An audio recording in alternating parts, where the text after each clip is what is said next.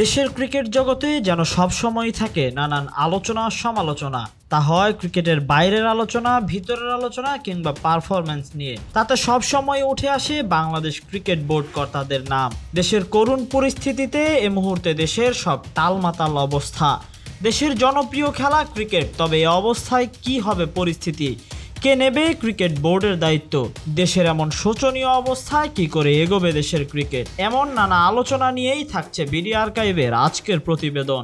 Bangladesh cricket board BCB 2024-এর আগস্টের আগে যার দায়িত্বে ছিলেন নাজমুল হাসান পাপন, 2012 সালে আহম মোস্তফা কামাল তার জায়গা থেকে সরে আসার পর 2024 পর্যন্ত যার সিদ্ধান্তেই অটুট ছিল ক্রিকেটের সব সিদ্ধান্ত। তবে 2024-এর গণ অভ্যুত্থানের পর দেশের ক্রিকেটের বোর্ড প্রেসিডেন্ট কে হবে তা নিয়েই ছিল যত আলোচনা।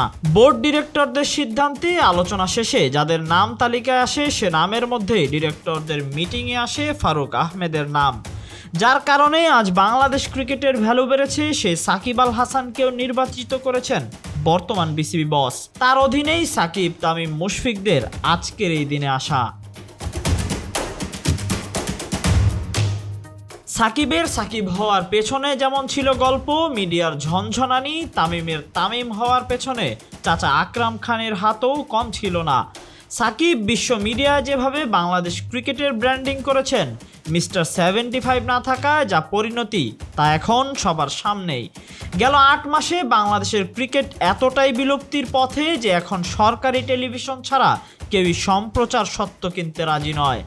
এক সাকিবেই কি তবে নির্ভর দেশের ক্রিকেট? তা না হলে কোথায় হারিয়ে যাচ্ছে ভক্তরা? স্টেডিয়ামে কেবল উপস্থিত 8 জনের দলেরা। সবকিছুই তালমাটাল। তবে বিসিবি বস ফারুক আহমেদ যেন প্রতিজ্ঞাবদ্ধ। আগস্টের আগে যেখানে বোর্ড কর্মকর্তা ছিলেন 24 জন, সেখানে তার অধীনে কেবলই 9 জন। এই ছোট থেকেই শুরু করেছেন তিনি। সময় মতো মাঠে বিপিএল গড়াবে কিনা সে নিয়ে ছিল নানান আলোচনা। তবে সবকিছু পাশ কাটিয়ে সফলভাবে আয়োজন হয়েছে দেশের ক্রিকেটের সবচেয়ে বড় এই টুর্নামেন্ট। ছিল নানান সমালোচনাও, তবে শক্তিশালী বোর্ডও এবার ছিল দায়বদ্ধ। তাই পেমেন্ট ইস্যু আগে থাকলেও এবার এসেছে সবার সামনেই। তবে আগের বোর্ড কর্মকর্তারা যখন দেশের বাইরে, তখন বোর্ড সভাপতির নামে নিজ অ্যাকাউন্টে টাকা সরানোর দায়টিও বেশ বেমানান। এখানে যেন পুরো চিত্রই ফুটে উঠেছে ব্যক্তি আক্রোশ। তবে এর ফায়দা আসলে কার? এতে প্রশ্ন উঠেছে দেশের ক্রিকেট মহলে, কারণ এমন কোনো প্রমাণ এখনো সামনেই আসেনি যা দিয়ে বিবেচিত হবে তার অ্যাকাউন্টেই হয়েছে টাকা ট্রান্সফার। একজন বিসিবি সভাপতি হিসেবে তিনি চাইলেই পারেন বোর্ডের টাকা অন্য ব্যাংকে সরিয়ে টাকার লভ্যাংশ দিয়ে বোর্ডের সব খরচ চালাতে।